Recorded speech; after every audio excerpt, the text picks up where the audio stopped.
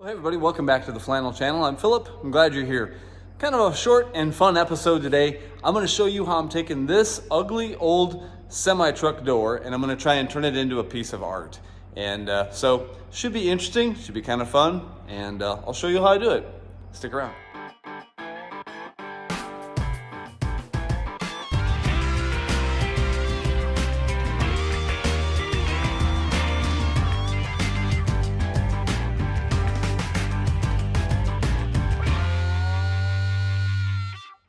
So quick backstory on this thing. This is from my friend's Freightliner cab over, and obviously had a broken window and it's just not in great shape. But he would like me to put some artwork on the outside of this door for him for something to hang in his shop because it's blank right now. So I thought, yeah, perfect. So step one is gonna be lighten this thing up and get the glass and the guts and all the stuff off of it that doesn't need to be on this door anymore because it's gonna spend the rest of its life hanging on a wall. Finishing up some more of the preparation on the door here at home on the workbench, and I have all the guts pulled out, I have the glass pulled out, and yeah, I'm pretty happy with how that turned out. I definitely wanted to keep my door handle on the outside, and for sure I wanted to keep my support for the sail window, the vent window on there, because that's part of how you know it's an old truck door.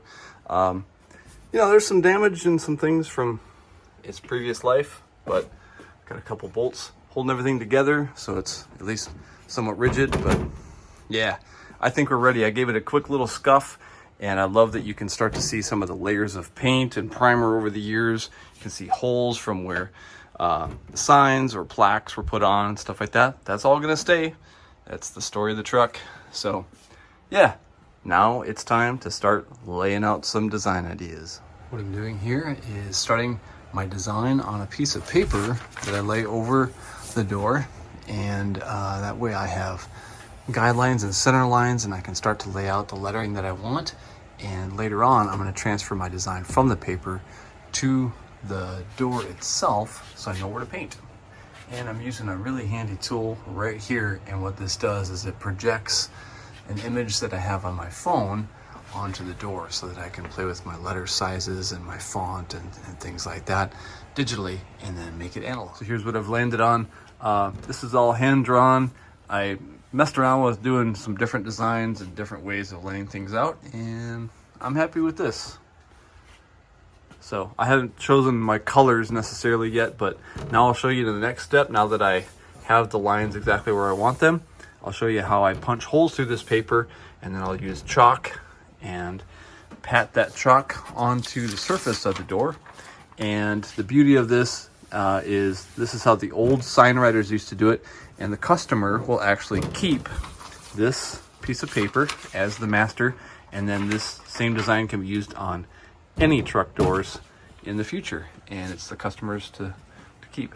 So I sign it down at the bottom, and it is a one-of-a-kind piece of artwork. I'm going to use these tools, and what this does is I will roll the star wheel, and I will punch through the paper into the cardboard, and that's going to put tiny little perforation holes in my paper as I go, just like that. It's kind of a tedious process, hard to film it as I do it, but I just follow my lines just like that. Those are hard to see, but those are tiny little holes in the paper. With all the holes in my pattern now, my stencil is ready to transfer the design onto the door, and I'm going to use what maybe your grandmother might have used when she's quilting, but this is called a pounce pad, and this is loaded with chalk. It's blue chalk, obviously, and what I'm going to do is I'm going to pat and do a little rub like that, and that's going to send the chalk through those tiny little holes,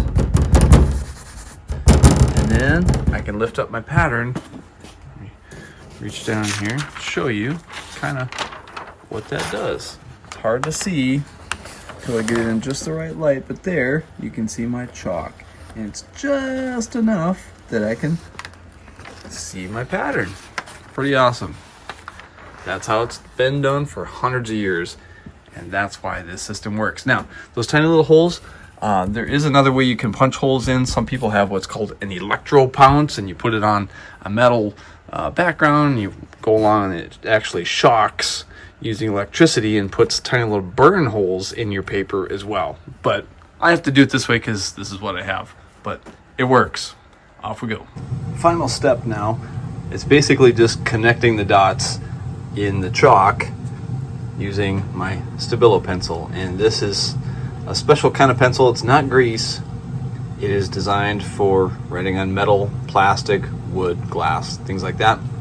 And it is water soluble, and you can take it off with water, glass cleaner, things like that. It won't affect the paint itself. And so now I have pretty much what I want laid out for me, and we're ready to mix up some paint.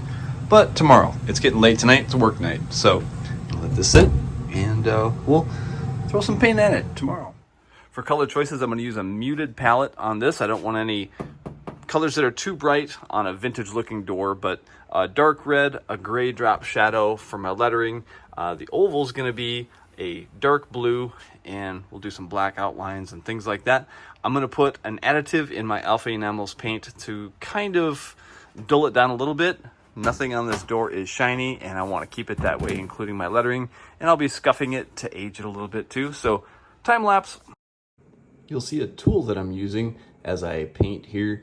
It's called a maul stick, and it's basically a wooden dowel with a rubber ball on the end of it, and it's just there to help steady my hand, and that way I don't drag my hand or my fingers through the fresh paint.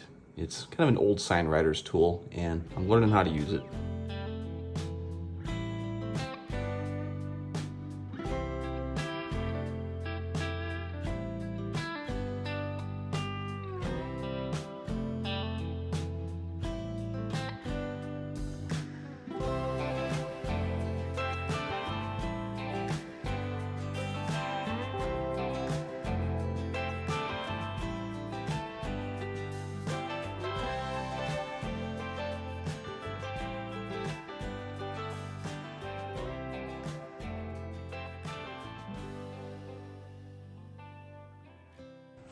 I'm happy with that. Looks pretty good. Now I'm going to take a little bit of that same chalk that we used earlier for putting our pattern on.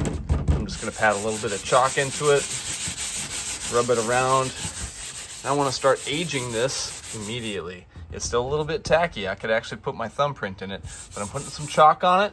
You can see my brush marks. That's what I want. I'm actually going to start pulling some paint off now, just with a real gentle Scotch-Brite pad and a microfiber, and just start pulling paint off so that it looks like it's been on there a long, long time. But yeah, that's what I want. Dull and brush mark. And there it is. I'm happy with that. I didn't show you every single detail, every step. It's not that kind of video that I'm doing, but quick little signature down there. Some personalization for Aaron, and I'm happy with it.